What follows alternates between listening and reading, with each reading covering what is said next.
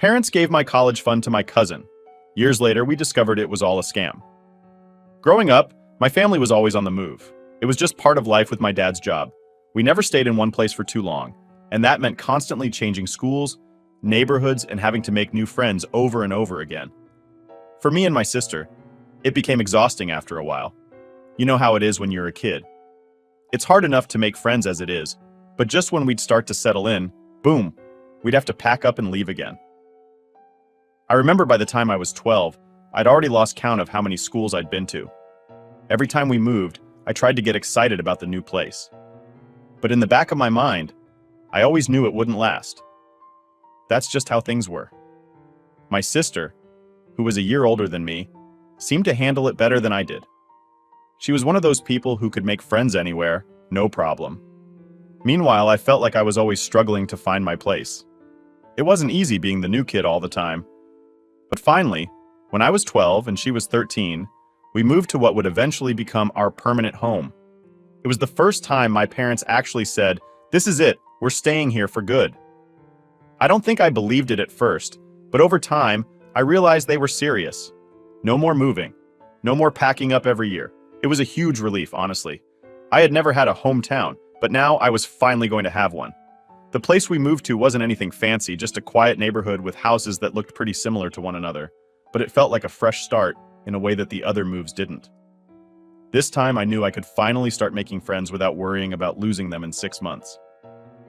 We had barely unpacked when we found out that my cousin lived right next door. She was my sister's age, and they hit it off immediately. Honestly, it was like they were meant to be best friends. They started hanging out every day after school, and soon enough, they were inseparable. It was nice to see my sister so happy, and I guess it helped that she had a familiar face nearby. Moving was always tough, but having our cousin around made it easier for her. For me, though, it was a bit different. I wasn't jealous of their friendship, not really, but it was kind of weird being the third wheel. My cousin was cool, don't get me wrong, but it's like they had their own little world, and I just didn't fit into it most of the time. They were into things I wasn't, and that was fine. I wasn't exactly the girliest girl anyway. While they talked about clothes and music, I was more into sports and hanging out with the guys at school. But even though I wasn't part of their little duo, I was still happy that my sister had someone close. The neighborhood itself was quiet, and the people seemed nice enough. It wasn't a big community, but everyone knew each other. My parents made friends with the neighbors pretty quickly, which I guess helped them settle in too. After so many moves, it was nice to see them finally look relaxed, like they weren't waiting for the next job transfer that would take us somewhere else.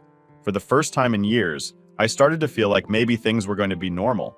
School was different too. I was still the new kid, but this time I didn't have to act like I was just passing through.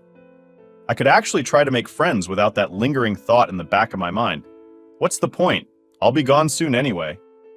It made a huge difference. I remember walking to school with my sister and cousin almost every day. They would chat the whole time, laughing about something that had happened the day before, while I just trailed behind them, half listening and thinking about other things. It wasn't bad or anything. It was just the way things were. They had their thing, and I had mine. One day after school, my cousin and sister were sitting at the kitchen table, talking about the upcoming school dance or some other event that didn't really interest me. I was at the other end of the table, finishing up some homework when my mom walked in and mentioned that this would be the first time we'd be in one place long enough to actually go to something like that. It kind of hit me then that this whole staying put thing was really happening. We were actually going to have experiences like normal kids, things like dances, after-school activities, and weekend hangouts that didn't get cut short by another move. That's when my cousin spoke up, inviting me to join them for the dance. I kind of brushed it off, saying it wasn't really my thing. They insisted, though, trying to convince me that it would be fun. And maybe it was because they genuinely wanted me to go with them, but I couldn't shake the feeling that I'd just be a tag-along. It wasn't their fault, it's just how it felt. The truth is, I was always a bit on the outside, even in my own family. My sister and I were close, but after we settled down, it felt like she and my cousin had this bond that I wasn't really part of. I guess I didn't mind most of the time, but moments like that, when I was invited to join in, just made it more obvious that I wasn't really in their circle. I'd rather hang out with my guy friends or play sports than get dressed up for some school dance. But looking back, I think that's when things really started to shift in our family dynamic. My parents, who had always been focused on making sure we were settled in wherever we moved, now had a new focus. My sister and cousin's friendship became the center of attention, and I kind of drifted to the background. It wasn't a big deal at first, but over time it started to feel like I was being left behind in more ways than one. I didn't know it at the time, but everything that happened next, our lives being turned upside down again, was already in motion. That sense of security I'd started to feel, it was about to be ripped away in a way I never saw coming. So after we settled in and life started to feel somewhat normal, things seemed pretty good for a while. My cousin and sister were thick as thieves, my parents were relaxed for the first time in what felt like forever, and even I was starting to feel like this whole staying in one place thing might actually be okay. But you know how sometimes life just throws stuff at you that you're never really ready for? That's exactly what happened to us. It wasn't long after we had finally settled down that my sister started to get sick. At first, it was just little things. She was more tired than usual, getting random fevers that didn't make sense, stuff like that. My parents thought maybe it was just her adjusting to a new school, or maybe she caught something from someone there, but after a while, it became clear that something was seriously wrong. She was missing more and more school, and the doctors couldn't seem to figure out what was going on. Then came the diagnosis: kidney cancer. Even now, typing those words feels unreal. I remember the day my parents sat me down and told me what it was. It didn't feel like real life, you know? Like, stuff like this happens in movies or to other people, not to us. But there it was, staring us all in the face. My sister, my best friend, the one person who had always been there for me, was sick, really sick. Everything changed after that. Our whole world flipped upside down. My parents were constantly at the hospital with her, and I was left at home with my cousin more often than not. I'd never felt more alone in my life. My cousin was there, but she was more focused on helping my parents than being there for me. Not that I blamed her. I mean, my sister was the one who needed all the help, not me. But still, it was hard. I didn't have my sister around to talk to, and now even my parents felt distant. My cousin stepped up in a way I'll always be grateful for, though. She really became the rock for my parents during that time. She was always there, helping with chores, running errands, making sure the house didn't fall apart while my parents were spending every waking moment at the hospital. She wasn't trying to replace my sister or anything, but I don't know. She filled this gap that had suddenly opened up in our family. My parents leaned on her a lot during those months, and honestly, I think they needed her more than they realized. The whole situation with my sister's illness dragged on for what felt like forever. Treatments, doctor visits, more hospital stays. It was a never-ending cycle of hope and heartbreak. One minute, we'd think she was getting better, and the next, she'd take a turn for the worse. And through it all, my cousin was there. Always. Like she practically lived at our house at that point. I remember one night when things were especially bad. My parents were at the hospital with my sister, and it was just me and my cousin at home. We were sitting at the kitchen table, and I guess I just couldn't hold it in anymore. I broke down. I didn't even know what I was feeling. Anger, sadness, frustration, maybe all of it at once. My cousin just sat there listening, letting me get it all out. She didn't say much, just reassured me that things would get better, even though deep down, I think we both knew that might not be true. It wasn't long after that night that my sister passed away. Everything after that is kind of a blur. The funeral, the quiet house, my parents barely functioning. It was like a part of us all died with her. My cousin was still there, though, doing her best to help my parents through it. She became more than just a family member at that point. She was basically a third daughter to them. I felt even more invisible during that time. It was like I was standing in the middle of a storm, but no one could see me. My parents were so deep in their grief that they barely acknowledged me, and my cousin had become their go-to for everything. I didn't resent her for it, but it was hard not to feel like I had been pushed to the side. She was filling a role that I didn't even know I had been left out of. As the weeks went on, my parents slowly started to function again, but things were never really the same.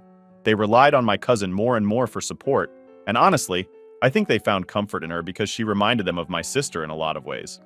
The bond they had with her just kept getting stronger, while I felt like I was drifting further away. I tried to focus on school and keeping myself busy, but it was hard when every time I came home, there was this constant reminder of what we'd lost. My cousin was always around, and it was like she had become part of the family in a way that I wasn't. I guess I didn't really know how to feel about it at the time. Part of me was thankful that she was there for my parents, but another part of me couldn't help but feel like I was being replaced, even though I knew that wasn't her intention. It wasn't long after that when my cousin got accepted into one of the top universities in the country. She had worked hard for it, and we were all proud of her. But then, something happened that I didn't see coming. My parents offered to pay for her tuition. I didn't know how to react when I found out. I mean, they had been saving up for years to pay for my sister and me to go to college, but now all that money was going to my cousin. I remember overhearing the conversation one night when my cousin mentioned how she wasn't sure if she could afford the tuition. My parents, without even hesitating, offered to cover it for her. They said they had been saving for my sister's education, and since my sister was gone, they wanted to help her. My cousin was reluctant at first, but eventually she accepted. I didn't say anything at the time. I didn't know what to say. On the one hand, I understood why they wanted to help her. She had been there for them when they needed it most, and they felt like they owed her something. But on the other hand, it stung. I couldn't shake the feeling that they were giving away something that was supposed to be for me and my sister, something that should have been ours. After that, it felt like a shift had happened in our family dynamic. My cousin wasn't just a visitor anymore. She was practically part of the family. My parents treated her like she was their own daughter, and I was left standing on the sidelines watching it all happen. So after my cousin accepted my parents' offer to pay for her tuition, everything kind of hit me all at once. At first, I didn't really know how to feel. Part of me tried to rationalize it like, well, she's family, she was there for us, and maybe it's not that big of a deal. But then the other part of me, the part that was getting louder every day, just couldn't let it go. I mean, this was my sister's and my future that they had been saving for, right? And now it was gone, given away to someone who wasn't even their kid. What really stung was that no one had even asked me how I felt about it. Like, I wasn't part of the decision at all. It was just something that happened without a second thought, like I didn't even matter. And the more I thought about it, the more I realized how much my cousin had become this central figure in our family, and how I had kind of faded into the background. My parents were constantly praising her for how well she was doing, for being accepted into such a prestigious school, and for everything she had done for them. And yeah, I get it. She was helpful, and she had been there for them when they were grieving. But it felt like all of that came at my expense. I started noticing little things that, honestly, I hadn't paid attention to before. Like how whenever we had family dinners, my cousin was the one who got asked how school was going, how her classes were, what her plans were for the future. Me? I was lucky if I got asked how my day was. It was like I was just a side note in my own family. My parents had put all their energy into helping my cousin succeed, and I was left to fend for myself. It wasn't long before I started applying to colleges myself. I was always focused on getting into med school, and I had worked hard for it.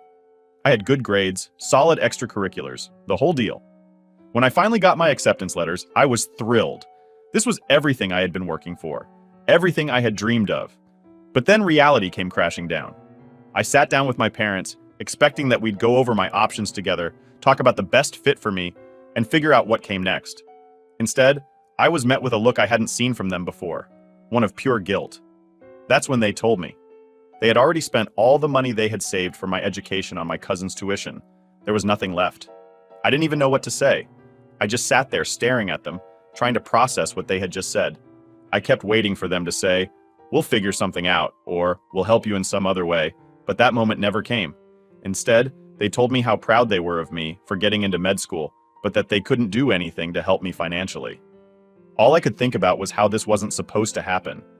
I had worked so hard for this, and now it felt like it was being taken away from me. And for what? Because they felt some sort of obligation to my cousin? Because they saw her as the daughter they had lost? It didn't make sense to me, and it hurt. A lot. I left that conversation feeling more alone than ever. It wasn't just about the money. It was about everything leading up to that moment. The way my cousin had become their go-to for everything, the way I had been pushed to the side, and now, the fact that my own future was being sacrificed because of it. It felt like I didn't matter to them anymore, like they had replaced me with her.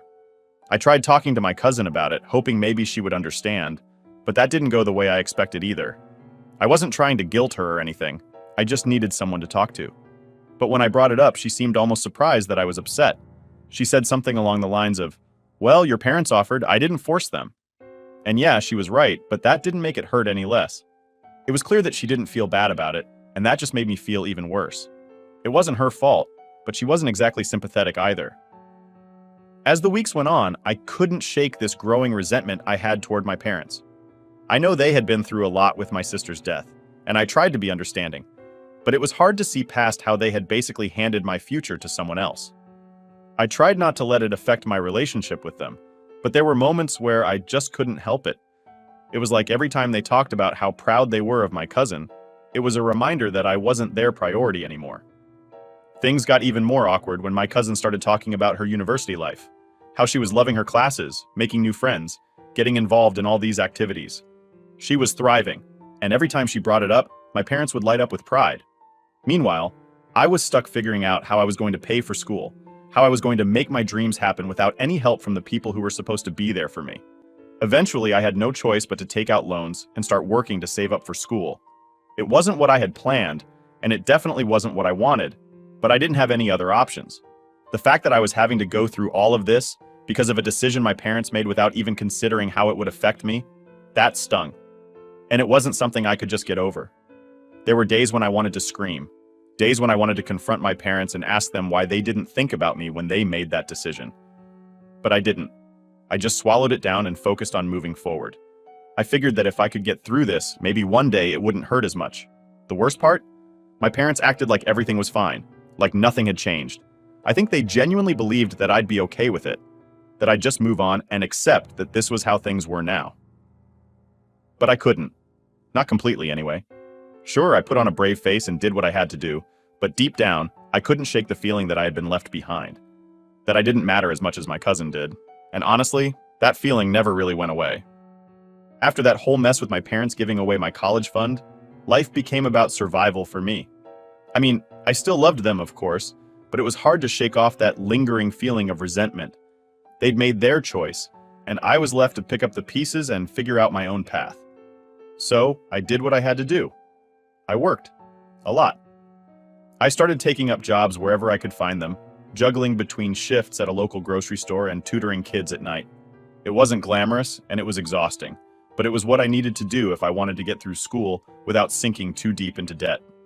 The loans I took out were already weighing me down, and the thought of paying them off after graduation was terrifying. But I kept telling myself that this was the only way forward. I had no other choice. My cousin, meanwhile, was living her best life at her prestigious university. Every time she came home for holidays or weekends, she'd talk about all the exciting things she was doing, her classes, the new friends she made, the clubs she was involved in. My parents would sit there, hanging on to her every word, their faces lit up with pride. I can't even describe how hard it was to sit there and listen to it all, knowing that I was struggling just to keep my head above water while she was thriving, thanks to the money that was supposed to be mine. I tried not to let it get to me, but there were times when it was impossible not to. Like, one weekend she came home and my parents threw this huge dinner for her, celebrating some award she had won at school. The whole evening was spent talking about how smart she was, how hard she worked, how proud they were of her, and I just sat there silently stewing in my own frustration. Not once did they ask me how my own classes were going, or how I was holding up with all the work I was doing to pay for them. It was like I didn't even exist in that moment. I guess part of me wanted to believe that eventually things would even out. Maybe once I graduated, once I made something of myself, they'd see that I was worth being proud of too. But that's the thing about resentment. It doesn't just go away because you want it to. It sticks, festering just under the surface, and no matter how much I tried to push it down, it was always there. One day, after an especially long shift at work, I came home to find my parents sitting in the living room with my cousin. They were all laughing about something, and I could hear my cousin talking about how she had just gotten an internship at some fancy law firm. Another thing for them to celebrate. I don't know what came over me, but in that moment, I couldn't hold it in any longer. I walked into the room and just blurted it out. "Do you guys even care how I'm doing?" The room went silent. My cousin looked at me like I had just slapped her across the face, and my parents, well, they just looked confused. My mom asked what I meant, and that's when it all came pouring out. I told them how hard it had been for me to work and go to school, how I felt completely ignored while they lavished all their attention on my cousin, how hurt I was that they had given away my future without even asking me how I felt about it. My dad tried to calm me down, saying something about how they thought I was strong enough to handle it and that they never meant to make me feel left out. But that wasn't the point, and I told them as much.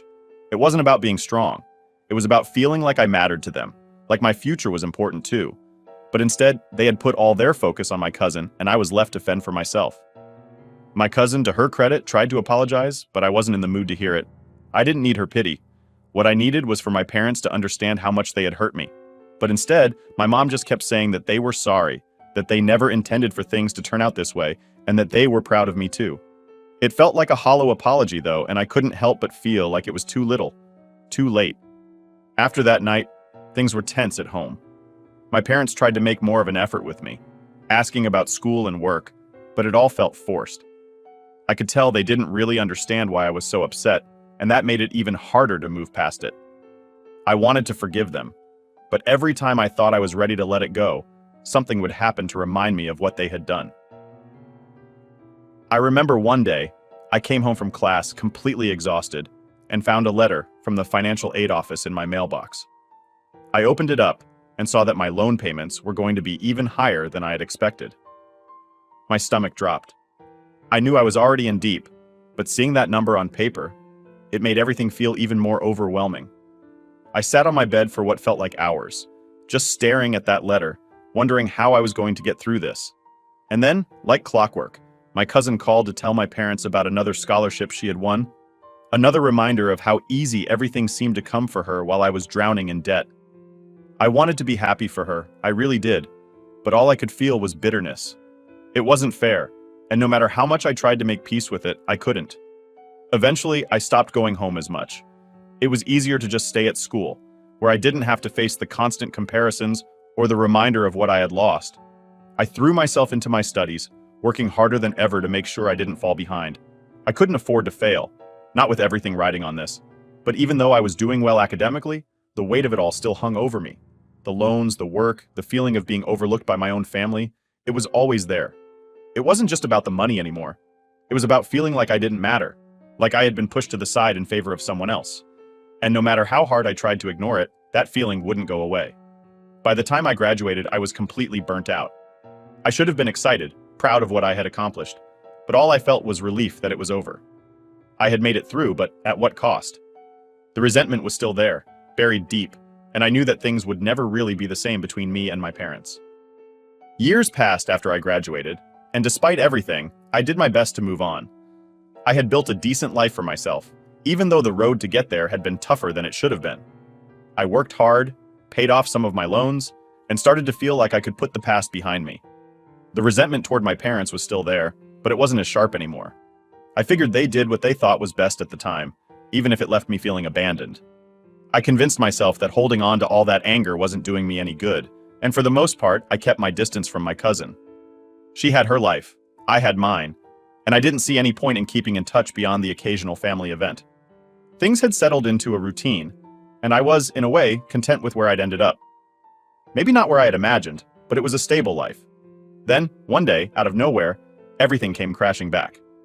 I was catching up with an old friend from high school, someone who knew both my cousin and me, and during our conversation, they casually mentioned something that stopped me in my tracks. Apparently, my cousin's parents had received a significant inheritance around the same time my parents gave her the money for college.